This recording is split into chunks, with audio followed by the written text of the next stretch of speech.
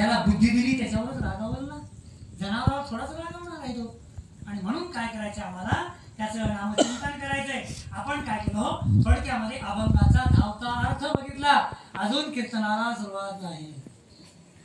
त्याच्यासाठी संप्रदायाच्या नियमाप्रमाणे नाही, मी माझ्या हिशोबाला अनुभवीत नाही बरं का. महाराज झालं तर काय झालं, महाराजाने गुणानं राहू, महाराज बी झालं तर आगाव नकरे महाराजांना करू नये. आता तुम्हाला सांगू आमच्या महाराज लोकांची खोड सांगतो, महाराजाचं सांगा आम्हाला माहित काय महाराज झालं त्याच्या हिशोबानं राहू. एका गावात काय केलं, एक महाराज आले भागवतकार. अजून एक सांगू, महाराज निर्व्यसनी आहे बरं का. कशावरून कळालं, त्यांचा चेहरा, त्यांचे दात. जे निर्व्यसनी लोक असतात, चेहरा एकदम स्वच्छ राहतो, दातही स्वच्छ राहते आणि बातही स्वच्छ राहते. ज्याचे दात चांगले आहेत त्याची बातही चांगली राहते. आपण विसरून जातो. म्हणून मी काय म्हणत होतो, महाराज लोकांना बी गुणांना राहावं, आटकून घ्यावं आपलं लवकर. ऐका, एका गावात महाराज आले, कराडे झोप आली काय,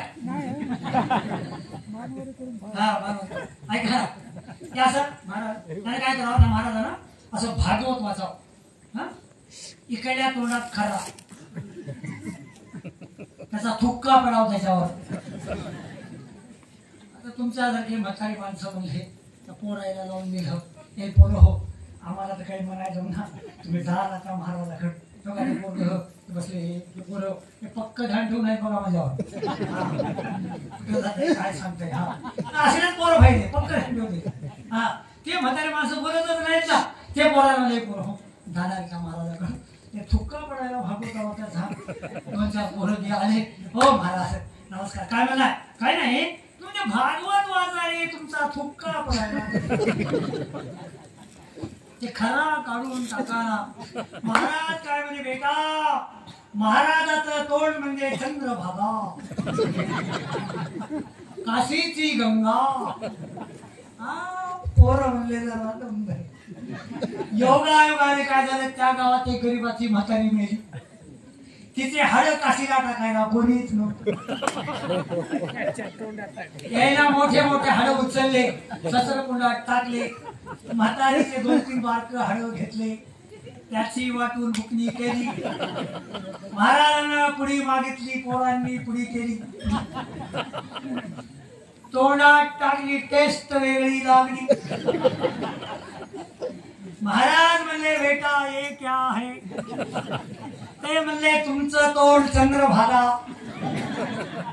काशीची गंगा, आमच्या म्हातारीचे हाड काशीला टाकायला कोणीच नव्हतं. तेव्हा थोडा त्याच्यासाठी काय करा, आपण कीर्तनाच्या मध्यावर आलो, आम्ही आमच्या हिशोबाने करतो, सर्वजण एकदा काय करा, टाळी वाजून सर्वांनी भजन म्हणायचं. आम्ही म्हणावं इकडे आहे का बरं का, सर्वांनी आजूबाजूला बसले सर्व लोक निवेदन आहे, आता आलेच आहात तुम्ही, चांगली टाळी, मोकळे हात सोडून टाळी वाजवायची. नका बोट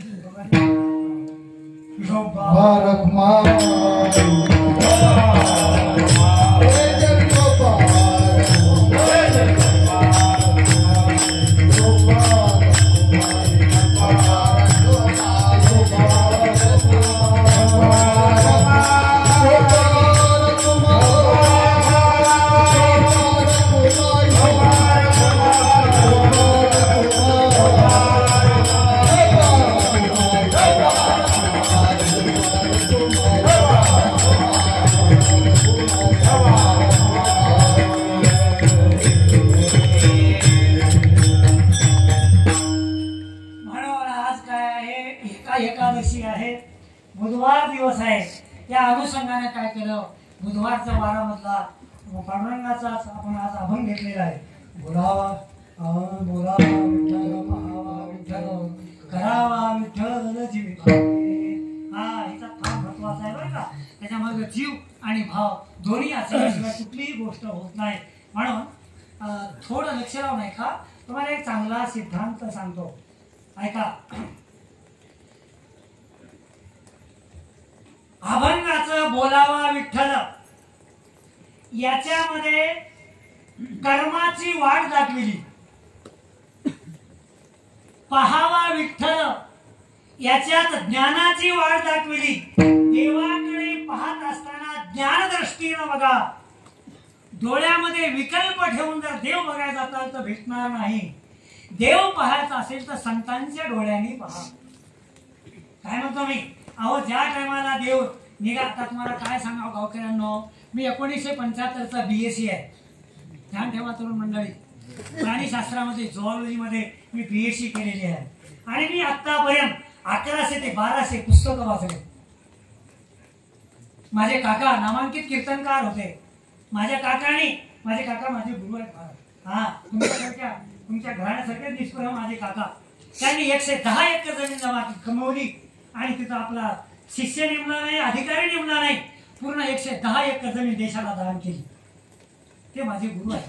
त्यांचं मार्गदर्शन. म्हणून मी काय सांगतो म्हणलो तुम्हाला की मानवी जीवनामध्ये याची नितांत गरज आहे. माझ्या डोक्यामध्ये फार चांगला सिद्धांत आलाय. मी तुम्हाला काय सांगू लागलो होतो की बोलावा विठ्ठल हे भक्तीची वाट आहे. पहावा विठ्ठल ही ज्ञानाची वाट आहे. देवाकडे पाहताना ज्ञानाच्या डोळ्यानं बघा. अज्ञान नको. ऐका, ज्ञानानं देव कळतो तो भक्तीनं जवळ येतो. त्याच्यासाठी हरिपाठ म्हणजे भक्ती आहे, कीर्तन म्हणजे ज्ञान आहे. मला सांगा सज्जनो, देवाचा परिचय असावा का ओळख असावी? नका सांगू, मीच सांगतो. हा, परिचय दुरून कळतो, स्वभाव जवळून कळतो. म्हणून आम्हाला त्याच्या जवळ जायचे देवाच्या. म्हणून काय सांगितलं, पहिलं कर्माची वाट दाखविली, दुसरी ज्ञानाची वाट दाखविली आणि तिसरी